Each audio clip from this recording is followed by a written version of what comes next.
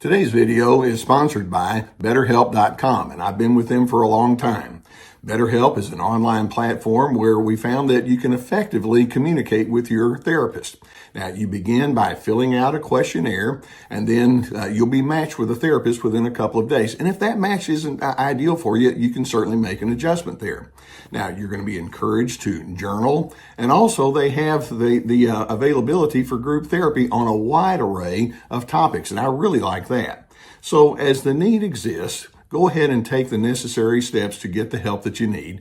And just know that BetterHelp has a 4.5 rating on Trustpilot, so it indeed is a platform you can trust. There's a link below the video that will take you there.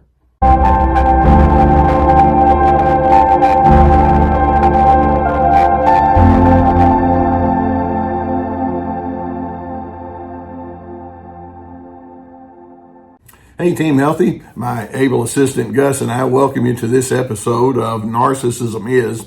And I'm going to be talking about a subject that I hope you find intriguing, because we're going to get into an understanding or an appreciation of what narcissism is from a little bit of a different angle than sometimes we'll discuss it. We've discussed it in other times. I want you to understand that narcissism is its own form of addiction. It's a type of addiction that nobody really talks about. Now, when we talk about that word, or when we use that word addiction, we often think of substance abuse, whether it's alcohol abuse or marijuana abuse or prescription drug abuse or some other illicit drug, that's out there, and there's plenty of them out there that we could name. But then we could also throw in some behavioral patterns that are part of addictive behaviors. For example, sexual abuse, people that just use people and go to one person after another. Porn addiction or gambling addiction. Sometimes people are addicted to their media devices. Literally, some folks, if you take that cell phone away from them or their computers, they literally get the jitters from the inside out. Gluttony and overindulgence can be a part of an addictive pattern. And when we discuss addiction, we're talking about its own self-inflicted, destructive, erosive way of life. It just takes the healthy part of a personality and pushes it off to the side as unhealthiness and pathology takes over. Now, where does narcissism fit in with that? Now, I'm often asked the question, are addicts of the nature that I just described, are they also narcissistic? And the answer is yeah, because there's such a strong self-absorption and a creation of a false self and alternate reality, and there's a lot of manipulation and exploitiveness that goes along with that. So absolutely, it's there. But narcissism itself is its own form of addiction, and you can understand that when you recognize how strongly they need what we refer to as narcissistic supply. These are narcissists are people that are, despite their attempts to try to prove that they're a real somebody and they're better than you, they're very needy.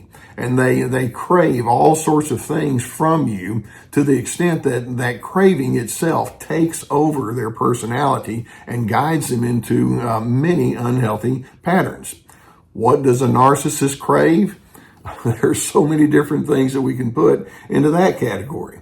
They crave emotional validation. If they feel something, they need you. They don't just want you. They need you to say, okay, it's reasonable that you feel this way. They want your flattery. They're obsessed with power, and they have to have that. They need your deference. They need your ability. They get a real rush when they know that you're afraid of them. It's like, oh, I like this. This is good. And there are two words that describe what's going on inside of them as all of this is going on. Those are the two words: feed me, feed me, feed me. They want to be fed with the notion that says, I'm morally superior to you and I'm intellectually superior to you. They can come across in very much a know-it-all mindset, but again, beneath that know-it-all mindset is this thing that says, come on, give me that reinforcement that comes along with it. Narcissists are also individuals that like to connect with people who seem to have made it. And it's not like they enjoy their company. It's like, no, I have to have that because that's my validation. In business, they want to sit next to the power people. In sports, they have to be with the winning team, and there can be an obsession with their sports. They want to be with people that are in authority. They like hanging out with VIPs. They want to be in the proper social circle. They want to make sure that that your politics align with their politics, and they can approach that kind of genre with a dominant kind of a theme. They can be caught up in materialism. And they can even do what we call humble bragging. And I mean, you've known some people that it's like, yeah, my daughter, well, I mean, everybody knows she's kind of the smartest person in the room. She's got 2 PhDs. And then they talk about that, but they try to humble brag about themselves or people they're attached to. All of that can be summarized with those words, feed me, feed me, feed me. Now, going back to the concept of addiction, I want you to see that some of the same dynamics that are involved in substance addiction or behavioral addictions that I mentioned are also very tightly wound up with the narcissist. For example, addiction in general involves obsessive thinking. You crave your next dose, if you will. I've got to have it. When's it coming? When am I going to get it? And this is a huge defining ingredient of addiction, is addicts have what we refer to as a tolerance, a building tolerance for the thing that they wish for. To give you an idea, I remember way back in my college days, some guy might say, well, it'd take me 4 or 5 beers to get drunk. Now I can hold 12 beers and I hardly even notice it. So in other words, they build up a tolerance and they're actually bragging. It's like, that's not something you need to brag about. The more you go into something, the more you require for that something to feed whatever pleasure you're going to derive from it. Enough is never enough. I need more. I've got to have more. What used to satisfy me is now not sufficient.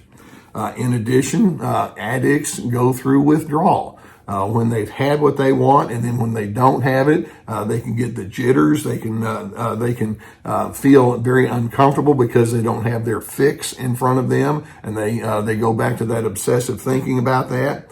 On top of that, just a very plain and simple indicator of addiction is the inability to stop. They can say, I can stop anytime. Okay, then do it. But they don't. And again, narcissists, you'll see in their pattern of life where they're looking for people to give them the affirmation, etc. Again, they can't stop themselves. They've got to have it, which is why they tend not to have good insight, because they're so dominated by the need and the requirement that we've got to just keep this thing going. Addicts are known for living with excessive tendencies. They go to exaggerated means to get whatever they want. Moderation is not something that they like. They become increasingly ineffective in the way that they engage with people, and there's a deterioration of common decency as the addiction goes on. You see the strong parallels that we have here? Now, in addition, when we talk about strictly with the narcissist, we'll see that indeed these individuals do have emotional and physical withdrawal symptoms. They don't want anybody to know what's going on with them. They don't like being held accountable because they don't want people to see how they actually struggle behind the scenes with whatever it is they're yearning for. They have ever increasing personal problems in relationships. They develop a questionable reputation. This winds up with them having anxiety and a lot of self-sabotaging, irresponsible behaviors that go along with that. They create trauma on top of everything else. They create trauma in you because they're so difficult and agitated and impossible to get along with and very demeaning, that they also create trauma within themselves. They get themselves in one hole after another to where life becomes very difficult. Of course, it's always everybody else's fault. And along with inside their addictions, they can't be honest. They can be very evasive and secret. And then there's a strong anger element. One of the long-standing beliefs that I've had is addiction has a heavy connection to passive aggressiveness. I'm going to let you think I'm this way over here, but behind the scenes, I'm an entirely different person. They're reliably unreliable. They're proactively non-cooperative. They can be very evasive in the way that they engage.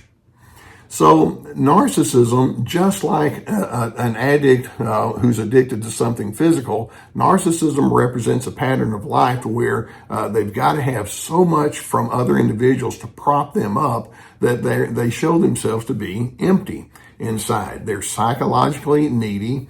They don't have internal peace to draw upon, which means they're constantly looking for that supply from you. What are you going to give me today that's going to make me feel okay? And again, enough is never enough. There's a lot of phony posturing that they do. Self-restraint is incredibly difficult.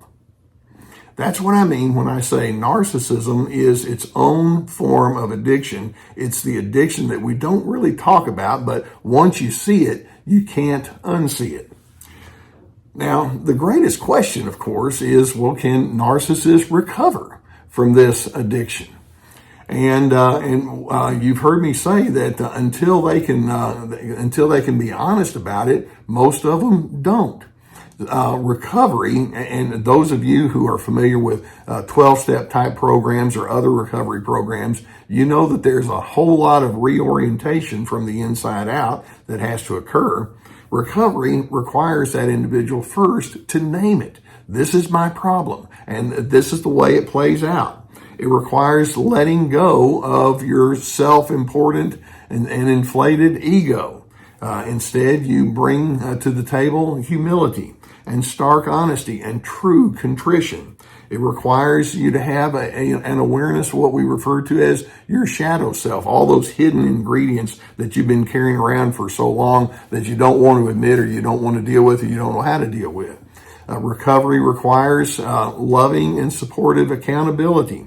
You need to be inside a healthy community. It requires the cessation of your destructive behaviors. And then on a deeper level, again, tying your insights into those behaviors and making that link.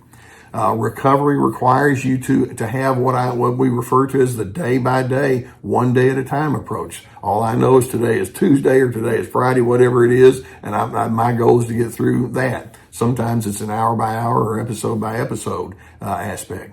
Recovery requires you to develop healthy future thinking. Where is this going? Where am I headed with my life?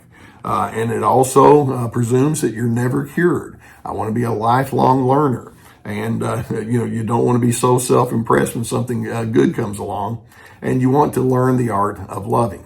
Now, there are so many other things that we could add to this, but this kind of gives you an idea of what we're talking about. So when you're dealing with that narcissistic person and you realize they're never satisfied, that narcissistic supply is in full force with their life, that's what you're dealing with. That's their addiction speaking. So I hope this gives you some awareness of what you might be facing in front of you. I'm hoping this gives you some good things to think on and knowledge to build upon. If you haven't already hit that subscribe button, please do so. We're going to keep more videos coming towards you. I hope that this Narcissism Is series is something that you find beneficial. Now, you know that I'm a huge proponent of therapy, and this is one of those topics that requires therapy. And if you are yourself involved in something like this and you're trying to deal with other individuals along the lines of what we're talking about, you know that we have a link below here to the folks at BetterHelp.com. It's our online therapy resource, and it can be something that can be so helpful. And you can use that as an adjunct to other group kinds of things and accountability things. So I encourage you strongly to involve yourself in that. Now, I would invite you also to go to my website. We have lots of resources on it, and I put a whole lot of work into that. We have courses. I have 4 different courses that have at least 25 teaching videos with handouts, etc. Anger games. This is me about boundaries, which is something that addicts really mess up badly, along with Ready, Set, Connect, which is our course about healthy connections. This is me finding yourself despite the controllers in your life. We have my 90-minute PowerPoint presentations, I call it, that are under the webinars tab, along with articles, my books, plenty of resources. Narcissism is the addiction that people tend not to talk about. It's its own form of addiction. Feed me, feed me. I'm hoping you can see it for what it is. I'm hoping you can take notes to yourself saying, I want to be a very different and other kind of person from that. And in doing so, I'm hoping that your knowledge can carry you further and further in the direction of you finding your own personal stability and finding with your boundaries your own sense of internal peace.